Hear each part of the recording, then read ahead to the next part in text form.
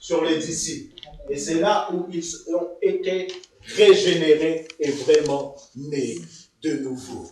Amen. Merci Seigneur. On va prendre nos Bibles dans Ézéchiel, chapitre 22. Ancien Testament, ceux qui n'ont pas de Bible, bon, vous écoutez, mais que personne ne dort. Si quelqu'un dort auprès de toi, tu le pinces un coup afin qu'il soit réveillé. Personne ne dort. Parce que quand Dieu parle, on doit le prendre au sérieux.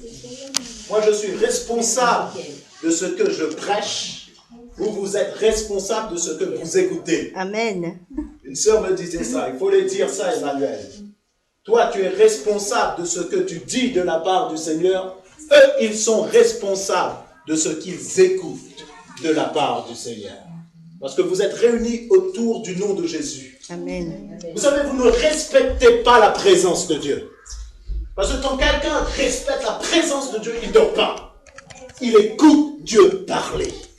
Parce que Dieu se saisit des hommes comme des femmes pour parler. C'est pour cela que nous devons respecter quand l'homme de Dieu parle. On respecte l'onction qui est sur lui. On ne mâche pas de chewing-gum dans la présence de Dieu. On est respectueux parce qu'on craint la présence de Dieu. Amen. Alors Ézéchiel chapitre 22, verset 30. Ézéchiel chapitre 22, verset 30. Il est écrit dans vos Bibles et dans ma Bible, il est écrit: je cherche parmi eux un homme qui élève un mur, qui se tient à la brèche devant moi, en faveur du pays, afin que je ne le détruise pas, mais je n'en trouve point. Amen. On reprend un petit coup ensemble. Il est écrit: je cherche parmi eux un homme qui élève un mur, qui se tient à la brèche devant moi en faveur du pays, afin que je ne le détruise pas, mais j'en trouve point. Amen. Mes amis, Dieu cherche quelqu'un. Dieu te cherche. Dieu cherche quelqu'un qui édifie, qui bâtit un mur, et n'en trouve point. Le Seigneur est en train de chercher des cœurs. Amen. Dieu est en train de chercher des cœurs qui vont bâtir un mur. Et ce mur, c'est le mur de la prière. Ce mur, c'est le mur de l'intercession.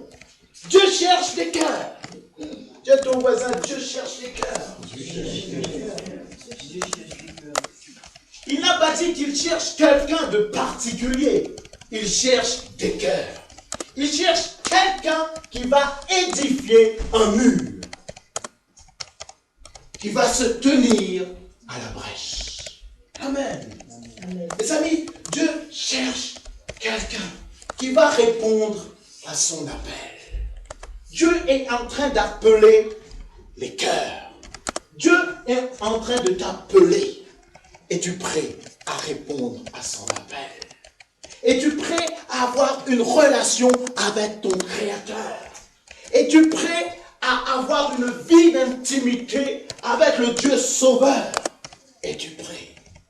Dis à ton ami auprès de toi, es-tu prêt? Es-tu prêt? Es-tu prêt? Il est temps que l'Église fasse attention à ce que Dieu dit.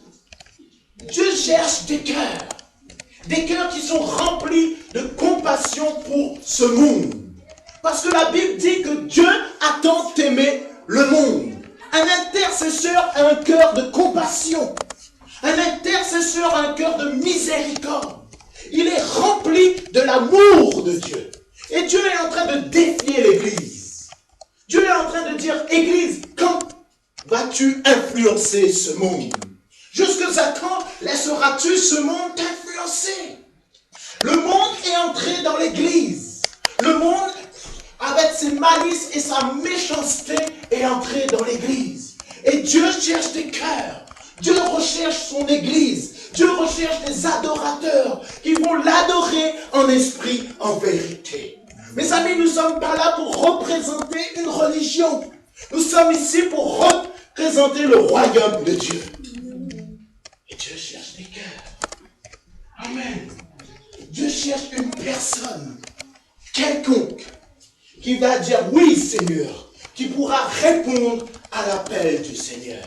Ésaïe, quand il a eu la révélation de Dieu le Père sur le trône de gloire, il a dit à Dieu, me voici, je suis prêt pour accomplir ta volonté. Es-tu prêt à accomplir la volonté du Seigneur ce soir? Es-tu prêt à rencontrer ton Dieu ce soir? Es-tu prêt à faire ce que Dieu veut de toi? Mes amis, un intercesseur, une église qui aime Dieu, une église qui aime les âmes, c'est une église qui se tient devant Dieu. Et il est temps que tu te tiens devant le Seigneur. Nous ne sommes souvent tenus devant des hommes. Mais Dieu veut aujourd'hui que nous nous tenons devant lui. Parce qu'il est Dieu. Amen. Dis à ton voisin, il est Dieu. Mon frère, l'église doit bâtir un mur. L'église doit se tenir sur la brèche. L'église doit relever les choses qui ont été détruites par le diable. Et c'est la prière qui peut déjà reconstruire les choses qui ont été détruites dans ta vie. Le diable peut-être a volé ton espérance. Peut-être tu es ici, tu n'as plus d'avenir. Tu ne rêves plus. Tu n'as même plus de projet. Mais Dieu veut te donner des projets. Et Dieu veut que tu aies des projets. Dieu veut restaurer les vies. Parce qu'il est le Dieu de la restauration. Où il y a eu la mort, Dieu veut emmener la vie. Amen. Parce que notre Dieu est vie. Alléluia. Notre Dieu est la vie. Mes amis, Dieu veut restaurer toute situation.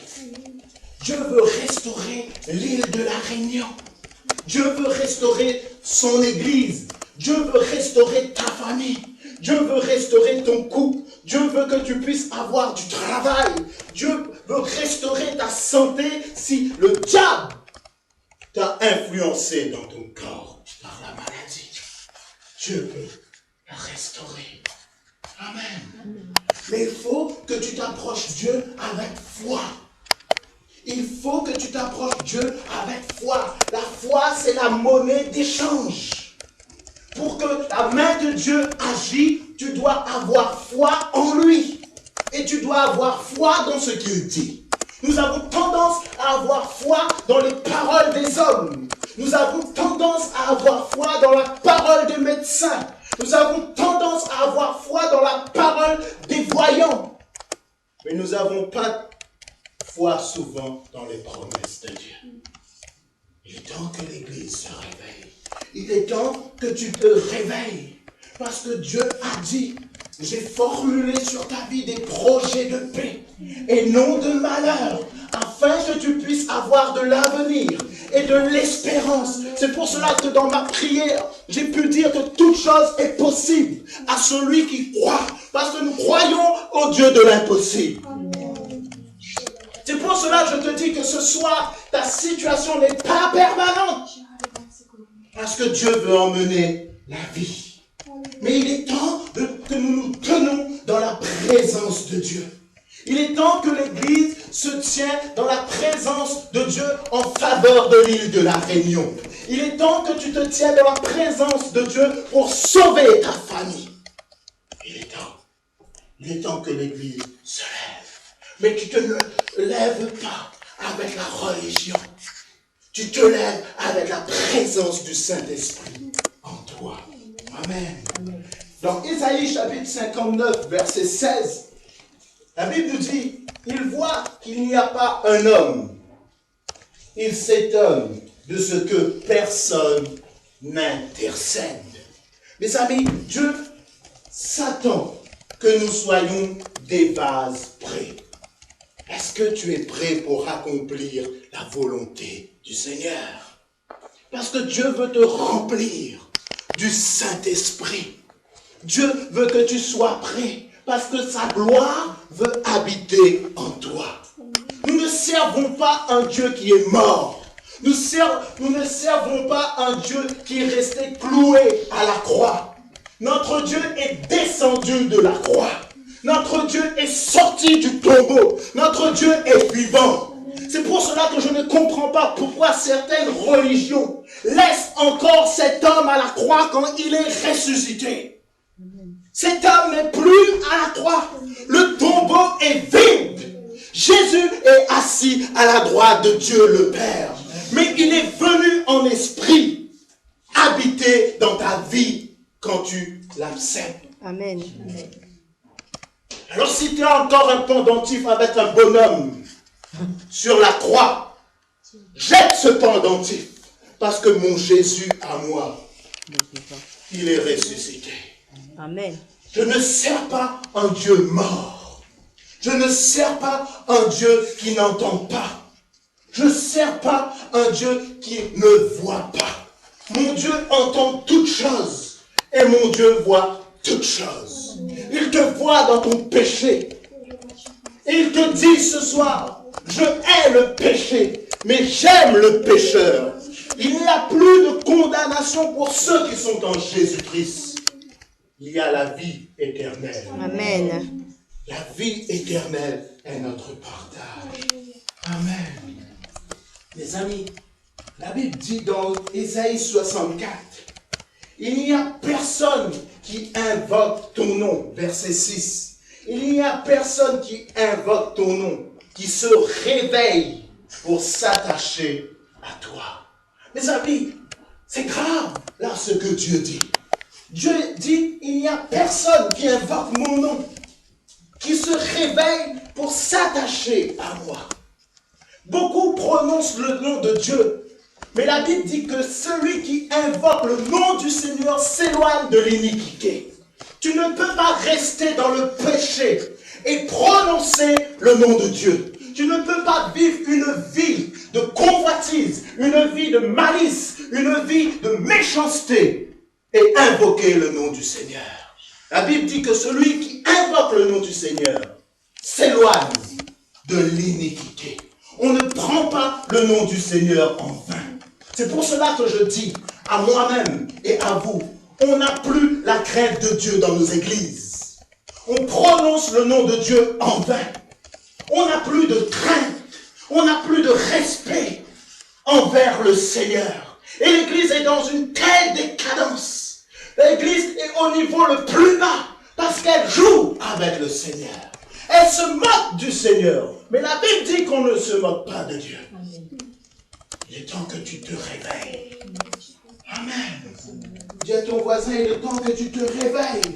Mon frère, il est temps que tu te réveilles. Il est temps que tu te réveilles. Parce que Jésus revient bientôt. Il est temps que tu t'éloignes de l'iniquité. Il est temps que tu dises, Seigneur mon Dieu, consume toute racine d'iniquité, consume toute racine d'amertume, consume toute racine de péché dans les profondeurs de mon âme. Parce que je veux être à toi. Je veux m'attacher à toi. Oh, beaucoup aujourd'hui d'églises s'attachent au pasteur. Mais la Bible déclare que ce n'est pas un pasteur qui dirige l'église. Nous avons bâti souvent nos églises sous un modèle de religion, un modèle humain. Mais souvent nos églises ne sont pas bâties selon l'esprit. Et Dieu est en train de restaurer les choses. Amen. Dieu est en train de restaurer les choses. Mes amis, ce verset de Ésaïe 64, verset 6, qui nous dit, il n'y a personne qui invoque ton nom, qui se réveille pour s'attacher à toi. Ce verset est un véritable défi pour nous. C'est comme si Dieu nous défiait. Dieu dit, mais il n'y a personne qui invoque mon nom. Et il n'y a personne qui se réveille pour s'attacher à moi.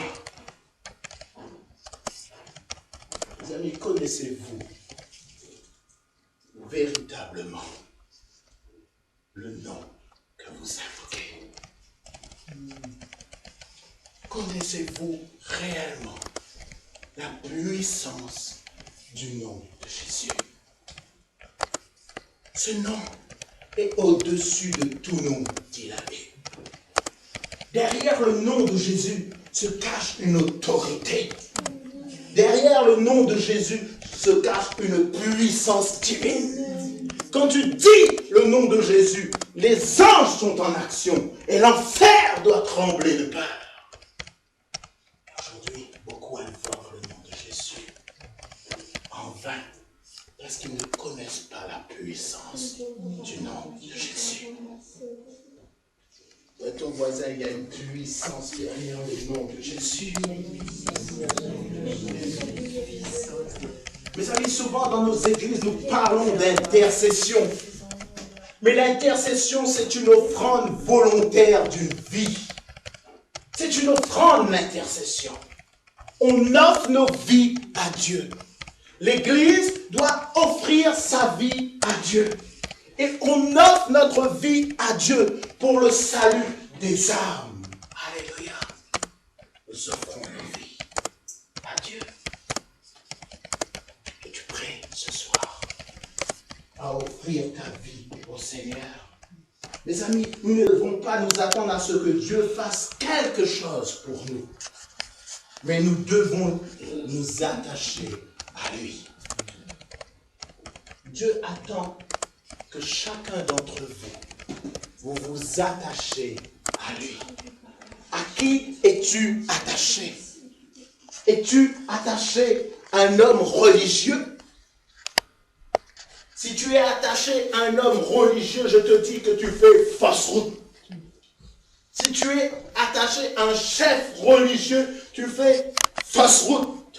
Ce n'est pas les quelques gouttes de Benoît XVI ou de François Ier ou François V qui sauvera ta vie. Ce n'est pas un pape, ce n'est pas un pasteur qui sauvera ta vie. C'est seul Jésus-Christ qui est mort et ressuscité pour toi. Il a la puissance de délivrer. Si je suis là, c'est parce qu'il m'a délivré. C'est parce que j'ai été connu de Dieu. Et d'abord, si tu n'es pas né de nouveau, si tu n'es pas régénéré par le Saint-Esprit, tu ne peux pas être connu de Dieu. Celui qui demeure dans son péché, la gueule de l'enfer est ouverte pour lui. Parce que Dieu est saint. Dis à ton voisin, Dieu est saint. Ah, tu vas me dire, mais Dieu est amour. Je peux tout faire sous esprit de liberté. Mais ne fais pas de cette liberté un prétexte de vivre selon la chair. Tu dois vivre selon l'esprit. Amen. Tu dois vivre dans l'amour de Dieu. Tu dois vivre selon la foi que Dieu a mis en toi. Alléluia.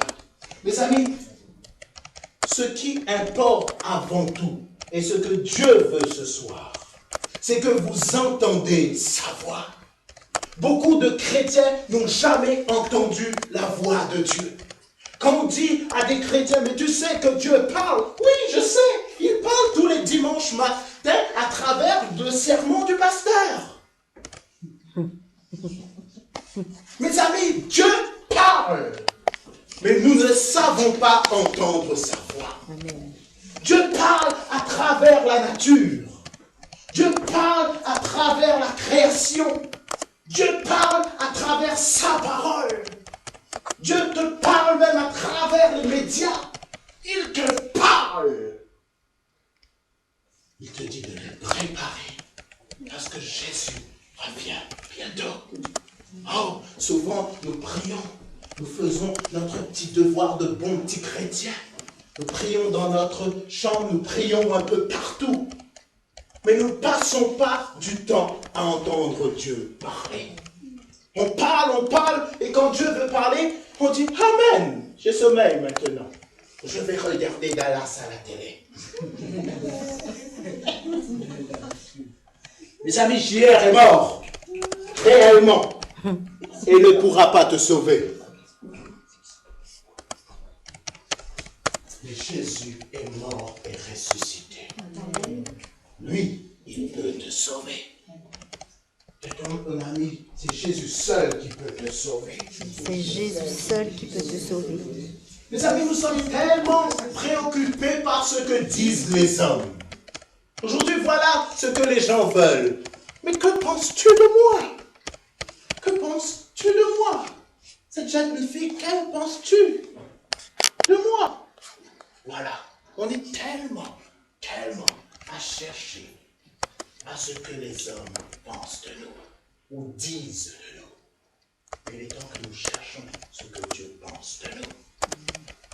Il est temps que nous attirons la faveur de Dieu.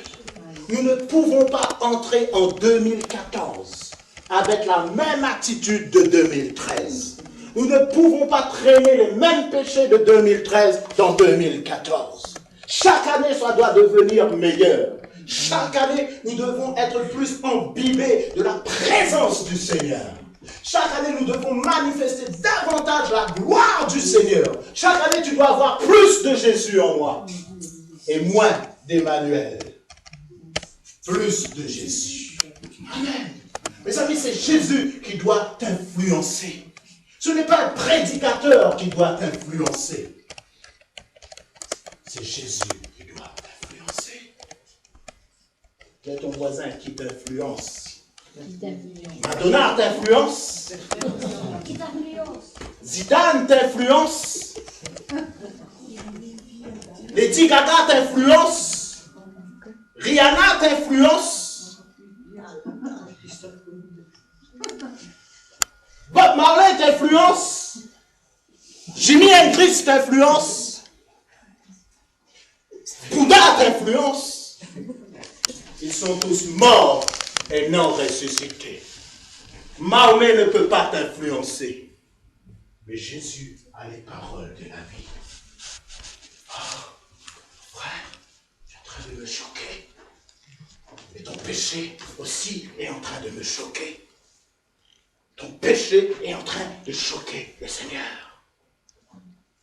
Et le Seigneur veut que tu sors du péché pour vivre la vie selon lui. Amen.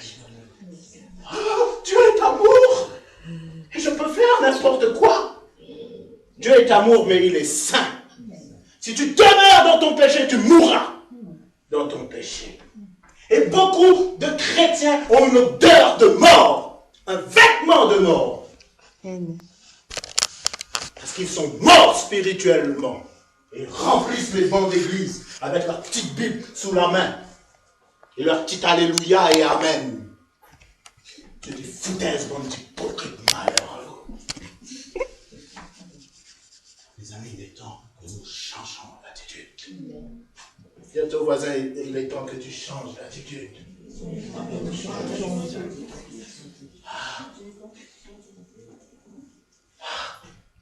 Tu es choqué. Vous savez, si Jésus aurait entré dans le bâtiment d'église, je crois qu'il y a beaucoup, peut-être moi le premier, on aurait beaucoup de fouet.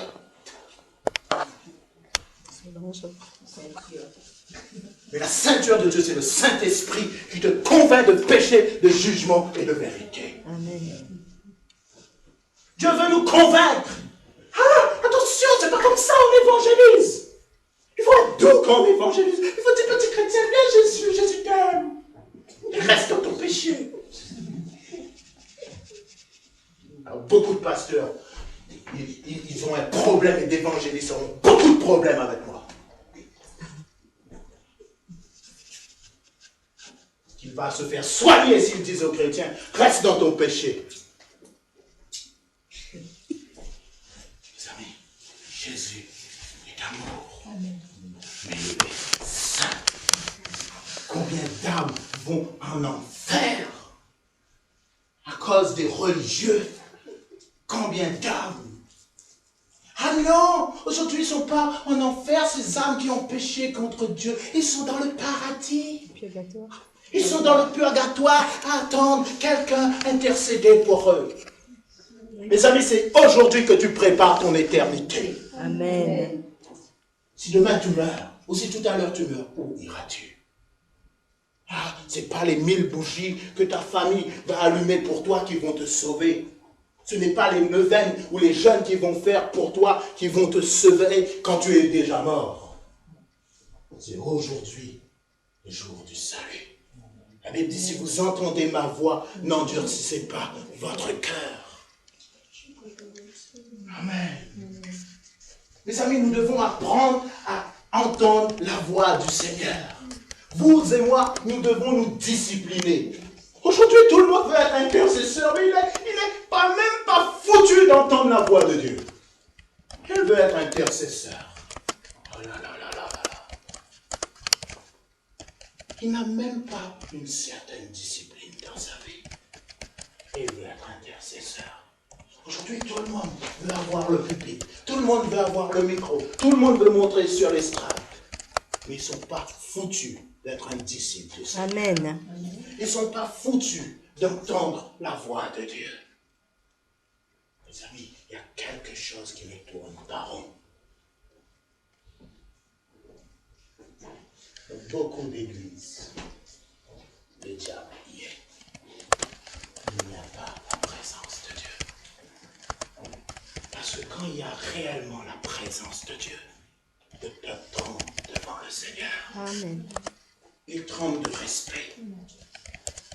Ils ne viennent pas aux réunions, aux rencontres. C'est comme s'ils allaient au cinéma. Ils ont une discipline. Si au moins tu me respectes, mais respecte l'onction qui est sur moi. Amen. Et apprends à reconnaître l'onction. L'onction, on le repère quand quelqu'un est loin. Par le fruit. Amen. Dis à ton voisin par le fruit. Mais le fruit, ce n'est pas la quantité d'âmes que ton pasteur a dit qu'il faut emmener. Beaucoup de pasteurs ont dit ça. Ah, voici ton fruit. Voici mon fruit. Et si tu n'emmènes pas d'âme, ça veut dire un chrétien nul? Non, non, non, non, non. Le véritable fruit, c'est le fruit de l'esprit, de la vie. Ah, mon frère, il faut que tu portes du fruit, il faut que tu emmènes des âmes pour remplir ma salle et pour me donner l'offrande du dimanche. Si ton pasteur a des poils dans les mains, dis-lui aller travailler. Parce que Paul il travaillait, il faisait des tentes. Jésus était charpentier. Luc était médecin. Ah, maintenant, non. Je suis dans le ministère. Je ne dois plus travailler.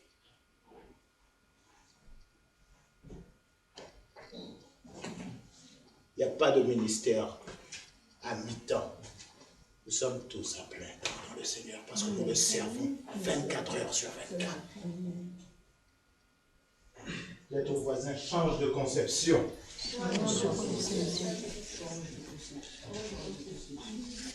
J'ai vu une fois, j'ai rien dit, dans une réunion d'intercession. J'ai rigolé, mais je me suis posé beaucoup de questions. Écoutez bien ça. On ne peut pas obliger Dieu de parler. Même s'il veut parler, mais on ne peut pas nous l'obliger à parler. Et dans une réunion d'intercession, à un moment donné, j'ai réfléchi. Quelqu'un disait, le Seigneur va parler. 10 minutes, le Seigneur va parler. Une prophétie va arriver. C'est comme si ça commandait le Seigneur. À un moment donné, j'ai dit, c'est quoi cette affaire? On ne peut pas obliger Dieu de parler. Dis à ton voisin, tu ne peux pas obliger Dieu de parler. On ne peut pas obliger Dieu de parler, mais il parle toujours. Ce n'est pas à nous de contrôler Dieu. Mais c'est à nous de nous laisser diriger, gouverner par Dieu. Je te dis, j'étais dans une... D'abord, c'était chez moi. Prier, à un moment donné, je me suis dit, le Seigneur va parler. Alors tout d'un coup, une prophétie. Après, elle reprit. Le Seigneur va parler. Une prophétie revient. J'ai dit, c'est quoi ça? Je me suis posé des questions. Il y a des choses qui ne sont pas normales. Ou soit tout d'un coup, tu as des frissons. Le Seigneur va parler. Fais attention à tes frissons. Bien que Dieu aussi a des émotions. Mais fais attention à tes frissons. d'être démoniaque parfois. Dis à ton voisin, fais attention. Alléluia. Mes amis, Dieu se révèle de diverses manières. Amen. Amen. Il se révèle de diverses manières parce qu'il est le Créateur. Il a bien parlé par la bouche d'un âne à Balaam. Il pourra bien parler par la bouche d'un sorcier aussi. Il peut te saisir. Et il peut même parler par la bouche d'un clochard. Et c'est à toi de discerner sa voix. Dis à ton voisin, c'est à toi de discerner sa voix. Dieu parle, mais nous n'entendons pas. Ou nous ne sommes pas prêts. Et souvent, je suis sûr, néanmoins, que le chrétien a entendu la voix de Dieu, mais il ne voulait pas obéir au Seigneur. Mon frère, ce soir, Dieu est en train de vous parler. Jeunes filles, jeunes gens, ce soir, Jésus est en train de vous parler. Mais le problème, c'est que nous ne voulons pas obéir. Nous avons un cœur souvent rebelle. Et Dieu va briser la rébellion. Amen. Quelqu'un me disait qu'elle avait entendu un enseignement. Quand quelqu'un est rebelle, il est malade. Il attire la pauvreté dans sa vie. Il attire toutes sortes de vices, toutes sortes de méchanceté. Il attire toutes choses négatives dans sa vie. Ne soyons plus rebelles au Seigneur. Dis à ton voisin, ne sois plus rebelle au Seigneur. Ne sois plus rebelle au Seigneur. Vous savez, quand Dieu parle, il parle toujours d'une manière très claire. Il n'est pas dans les à peu près. Dieu est précis, il est très clair. Quand il parle dans sa parole, il est précis, il est très clair. Quand il parle même d'une manière prophétique, il est précis et très clair. Il est temps que nous disions au Seigneur de nous déboucher les oreilles spirituelles. Parce que nous voulons entendre sa voix. Que ce soit ta prière, Seigneur, débouche-moi les oreilles spirituelles. Illumine les yeux de mon cœur parce que je veux te voir. Amen. Moi, une fois, j'ai dit, Seigneur, c'est pas possible que lui, il me dit, Seigneur, le Seigneur m'a dit, et que moi, je ne peux pas dire que le Seigneur aussi m'a dit. Pourtant, nous servons le même Dieu. Mais ma vie d'intimité peut-être est très différente. Lui, peut-être, il passe plus du temps dans la présence de Dieu. Et moi, peut-être, je passe plus de temps sur Facebook. Pardon, Seigneur. Mes amis, Dieu veut parler. Mais on ne peut pas obliger Dieu à parler. Vous êtes au voisin, il est temps que j'entende la voix de Dieu. Il est temps que cette église, si vous voulez vraiment décoller, comme disait Yannick samedi, si vous voulez vraiment décoller, il est temps que vous entendiez Dieu parler. Mais il est temps que vous puissiez avoir une sœur m'a bien. J'ai réfléchi ce matin, elle a dit ça. Elle m'a dit, si tu veux que cette église décolle, c'est vrai qu'elle ne dépend pas de toi, mais elle dépendra de la crainte de Dieu.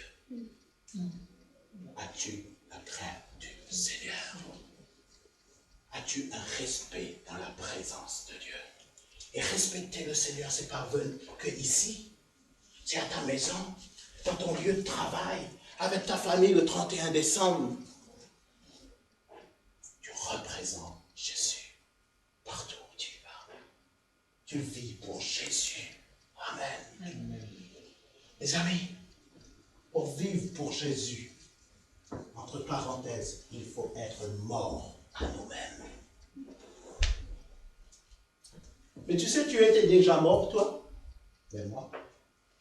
Parce que pour que je puisse naître, il fallait que le spermatozoïde qui entre dans l'ovule de ma mère puisse mourir qui ne connaît pas.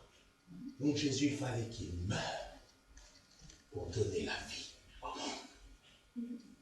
Il fallait que le spermatozoïde de mon papa meure. Meure dans l'ovule de maman pour me donner la vie. Quelle grâce! Ah! T'es choqué? On parle de spermatozoïde. Mais dis à ton pasteur de changer encore de conception. Dis-lui. Dis-lui. Dis-lui de te parler franchement des choses de la vie. Ah, tu aimes quand le pasteur te caresse comme ça. Ah, ma petite brebis. Après, la Sainte Seine, n'oublie pas. Ah, t'aimes ça. T'aimes quand je te dis, ah, Éternel est mon berger, je ne manquerai de rien. Mais quand je te dis, le jugement de Dieu commence dans la maison de Dieu. Ah non, quand je dis, malheur à toi, pharisien, hypocrite. Ah non, ça tu ne veux pas. Tu es prêt à me lapider, à dire faux prophète. D'abord, arrêtez de m'appeler prophète ou pasteur. Je ne suis pas votre pasteur. Je suis un serviteur de Dieu. Amen. Tout simplement. Amen. Et ne viens pas un jour me dire, ah, Emmanuel, je suis soumis à toi. Tu es soumis à l'onction de Dieu sur ma vie. Ah, je suis soumis à mon pasteur. Je ne vais pas dans l'assemblée le dimanche. Sois soumis à l'onction de Dieu sur ta vie. Toi, ton pasteur. Mes amis, change de mentalité. Changez. Il faut que nous changeons de mentalité. Je sais de plus en plus que je avance dans cette réforme, dans cette reconstruction, en quelque sorte, de l'Église et de ma vie, sur les vraies valeurs de Dieu. Plus ma vie, là, je vais souffrir. Plus j'aurai du prix à payer. Amen. Et plus les hommes vont me détester. Si tu as l'Esprit de Dieu, tu vas m'aimer. Et plus peut-être vous ne serez pas d'accord avec moi. Parce que moi, je veux lâcher la religion pour suivre Jésus. Amen. Même peut-être ma manière d'évangéliser va te déplaire. Parce que c'est Christ qui convainc les cœurs, ce n'est pas ma manière d'évangéliser ou de prêcher qui convainc les cœurs. Ah, je me rappelle certaines églises que j'étais avant, il ne faut pas inviter, supposons, mon frère à une réunion d'enseignement. Il ne va rien comprendre, il faut venir vendredi soir à 18h à la réunion d'évangélisation. Mais c'est Dieu qui convainc, c'est pas toi. Même dans un concert de louanges, Dieu peut le saisir et le convaincre de pécher. Même si je parle de 18h à 22h en langue, Dieu peut le toucher et le convaincre de pécher. Parce que Dieu est Dieu et tu n'es pas Dieu. Amen. Ah, il faut absolument de l'évangélisation pour que les âmes viennent. Non, le Seigneur n'a jamais dit ça. Il a dit, quand vous m'élèverez, j'attirerai les hommes à moi. Amen. C'est pour ça que dimanche, j'ai prêché comme je prêche. Je n'ai pas essayé de faire de l'évangélisation ou l'évangéliste que je ne suis pas. J'ai prêché, j'ai dit, Seigneur, c'est toi qui convainc le cœur. Lui, il est venu. Parce qu'il y a quelque chose qui a touché son cœur. Il sait qu'il a besoin de Jésus. Et c'est que Jésus peut transformer sa vie. Amen. Dis à ton voisin, Jésus peut transformer ta vie. Jésus peut transformer ta vie. Mes amis, j'aimerais vous dire quelque chose. Déjà pour un intercesseur, il n'est pas le Seigneur de sa vie. Et même pour un disciple de Jésus, pardon. Il n'est pas le Seigneur de sa vie. C'est Jésus qui est le Seigneur de ta vie. Oui. Jésus est le Seigneur de ta vie. Allons dans Jean chapitre 4, verset 34. Quelqu'un peut me faire la lecture? Jean chapitre 4, verset 34.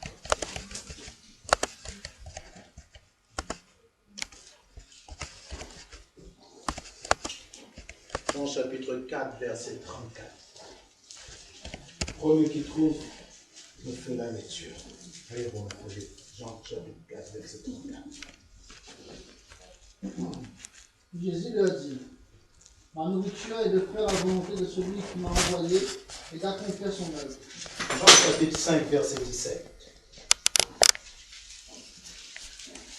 Mais Jésus leur répondit, mon Père agit jusqu'à présent, moi aussi j'agis.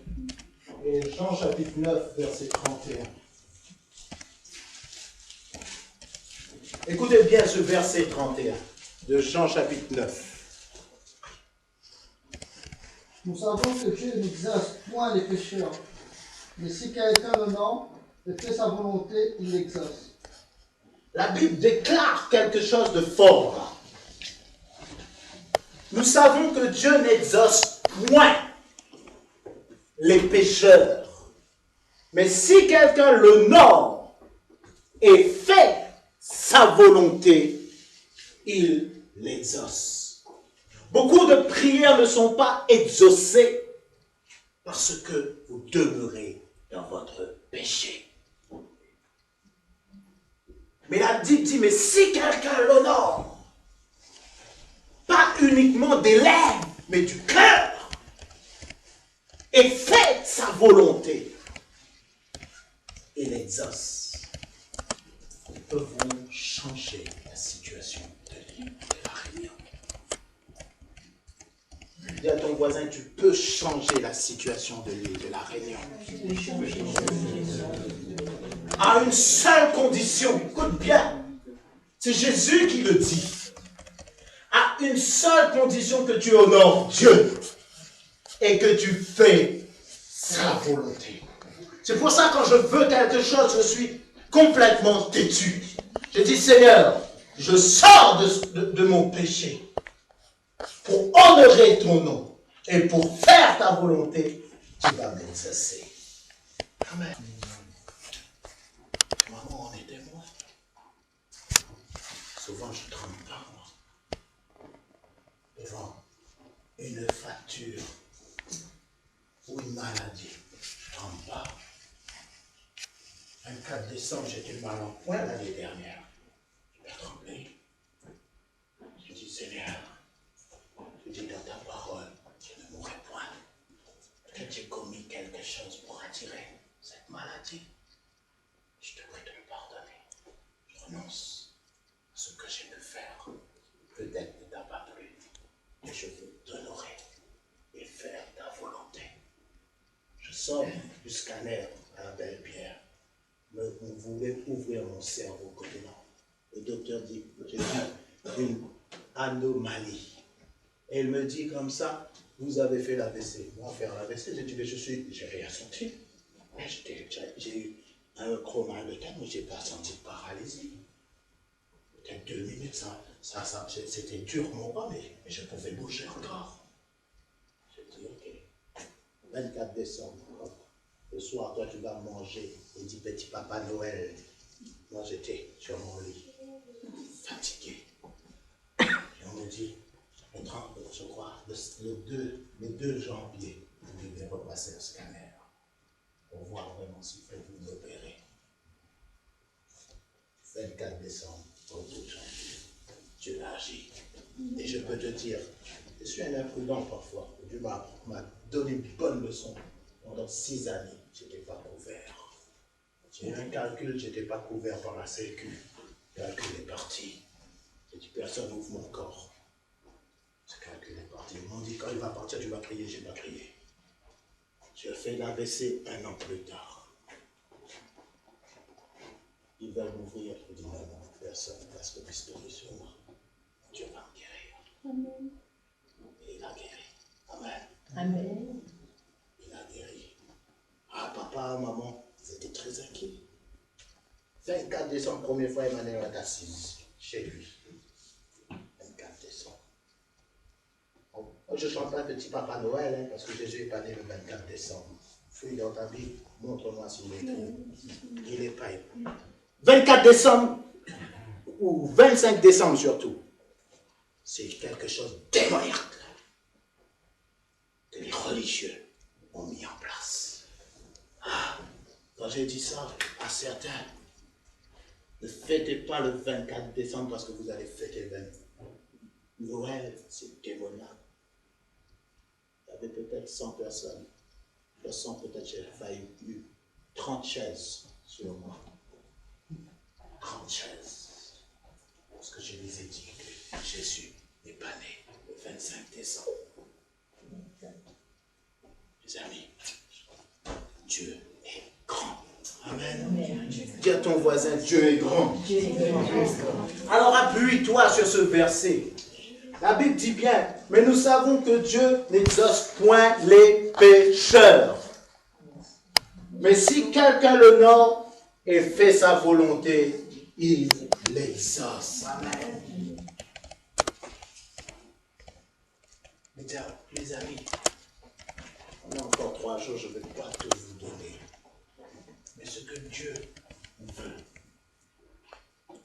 veut augmenter notre soif de le connaître. Un intercesseur, c'est quelqu'un qui connaît Dieu. Une église qui aime Jésus, c'est quelqu'un qui a soif toujours de le connaître. Si vous êtes là, c'est parce que vous avez soif de le connaître.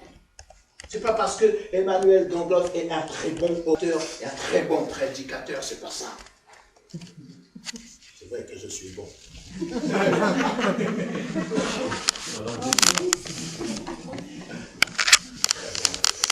Très excellent. Grâce soit rendue à Dieu. Mais très bon prédicateur, très bon serviteur de Dieu pour une église en feu. Parce que si je suis un très bon prédicateur pour une église de clowns, je suis un clown. L'église doit se réveiller. Il est temps de chambouler notre atmosphère. Amen. Il est temps d'attirer l'atmosphère de Dieu. Oui. Arrêtez d'être des petits religieux qui viennent le mardi soir à une petite réunion. Soyez des gens vivants dans la présence de Dieu. Soyez des gens habités, remplis, submergés, plongés dans le Saint-Esprit. Et pour cela, c'est une vie d'intimité. C'est une vie de prière, une vie d'assoiffé. Il est temps qu'on chante, j'ai faim de la présence de Dieu. J'ai soif de sa présence. Plonge-moi, Seigneur, dans ta rivière d'amour. Plonge-moi dans le Saint-Esprit. Essayez, arrêtez d'être remplis de Covino. Soyez plus remplis du Saint-Esprit. Bien que moi, je bois un peu de Covino. Jacques est au courant. C'est pour mon estomac. La Bible n'a jamais défendu quelqu'un de boire. Mais il dit, tombe pas en quelque sorte. Tombe pas sous la table. Quand tu connais que 3 verres commencent à monter, te sonner, tu arrêtes. Mais soyez plus remplis du Saint-Esprit. Ah, un véritable serviteur de Dieu ne boit pas d'alcool, mon frère. C'est pour le moment, avec ta femme sur le lit, tu fais des cochonneries. Et ça, c'est tout à fait normal. Tu vas au-delà des limites. Et c'est normal. Ton église fait n'importe quoi, c'est normal. Mais si tu me vois avec une bière de dos, tu es prêt à me mettre sur le journal. Et je vais te choquer encore plus. Alléluia. Si vous attendez de ne pas me voir avec un despé, vous vous trompez.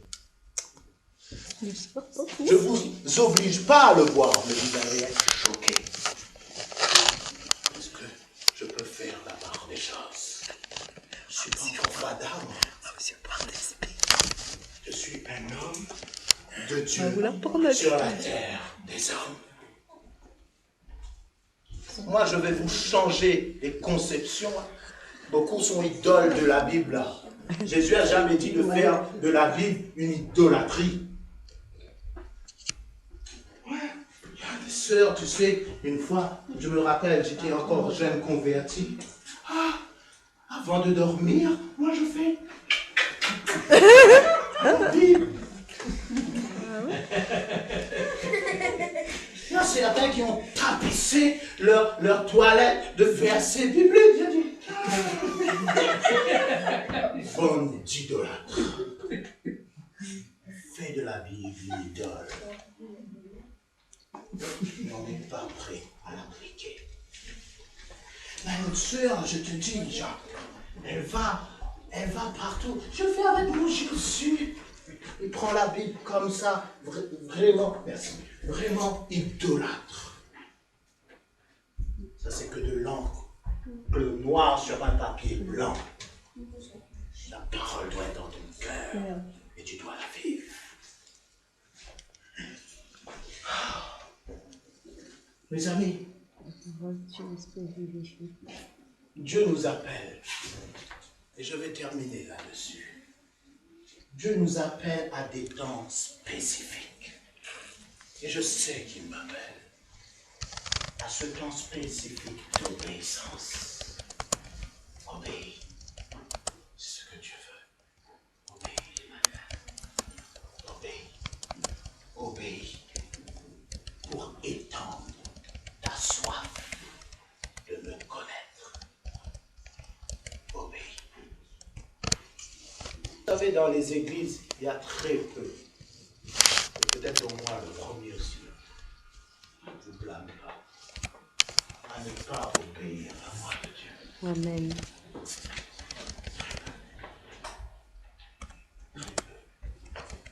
Dans les églises, il y a très peu de gens qui sont véritablement régénérés. Changement de mentalité par l'esprit. Très peu. Très peu. Il y a ceux qui sont comme des dictionnaires bibliques. Tu les dis, Jean 3,16. Timothée. Récite la Bible. Dictionnaire biblique. Et dans leur vie, très peu de conviction. C'est pour ça que des fois, Ismaël me dit la lettre tue, mais l'esprit vivifie. La lettre peut te tuer, je peux te tuer avec la parole de Dieu. Ça ne fera pas de moi ou de toi quelqu'un de sauvé. C'est quand le Saint-Esprit emmène la vie des Saintes Écritures. Quand la Bible devient une révélation pour toi. Il y a des gens, quand ils lisent la Bible, et ça m'est arrivé, c'est comme si l'écriture sortait. Ça sortait, tellement elle prend vie. Donc elle laisse noir sur blanc, c'est-à-dire elle n'a pas encore pris vie en toi. Et donc d'aimer Jésus. Tu vas dire, mais pourquoi tout le temps il prêche comme ça, il cogne à nous, même vous allez le mauvais. Parce que c'est le temps de la reconstruction. Et pour reconstruire, il faut construire bien droit. Tu crois quand je te prêche le soir, le Saint-Esprit, tu vas, tu bonhomme, viens là, sur mon lit, quand je prêche là, ça prend 1 heure à 2 heures, ou des fois 3 heures, tant encore que je dors. Parce que tout ce que je vous ai prêché, ça revient. Et le Seigneur dit, ça, il faut appliquer. Ça, il ne fallait pas dire. Ça, il fallait venir plus dessus. Et j'utilise souvent une sœur qui me reprend d'une manière bonne. C'est elle. Jamais pour me poigner, pour dire, alors là, mal prêché, là, il fallait que tu insistes. Là, il fallait faire ça. Là, il fallait dire ça. Et je réfléchis. Elle voit que je ris, je plaisante. Et sur mon lit, avant de dormir, je réfléchis. Je dis, Seigneur, est-ce bien toi qui m'as parlé là? Je reviens dessus. Je travaille dessus. Ça m'a fait écho quand elle m'a dit, maintenant, si tu veux que c'est sa manière de dialoguer avec moi, si tu veux que ce truc tienne debout, emmène l'Église dans la crainte du Seigneur. Emmène-les. Elle était choquée dimanche quand elle a vu certains en train de jouer avec des petits brins de fil à eau. Et alors que l'homme de Dieu est en train de parler du Seigneur. Elle était choquée. Si vous avez ici Ben, qui est en France, vous aurait foutu de père plat. Quand lui, il voyait un chrétien avec le chewing-gum, il lui a arrêté sa prédication, il disait, allez, vas-y dehors, tu as ton chewing-gum. Il y a une sœur qui chante avec un chewing-gum dans la bouche. Mes amis, on n'a pas de respect devant Dieu. Si ma tati, un converti, elle était là, elle voyait quelqu'un. Quand moi, je suis en train de prêcher avec un chewing-gum dans la bouche, elle t'aurait dit, t'es impoli. On ne marche pas un chewing-gum quand un orateur est en train de parler. On le respecte. Et moi, je m'en fous que vous me respectez ou pas. Respectez l'onction de Dieu sur ma vie. Respectez cela. Retenez ces 4 versets, on va plus les développer, on va rentrer un peu plus encore dans l'intercession. Là, j'ai brossé un peu, j'ai parti un peu dans tous les sens. Mais sachez que Dieu vous aime et qu'il est saint. Amen. Alors, levons-nous, allons prier un moment. Merci Jésus.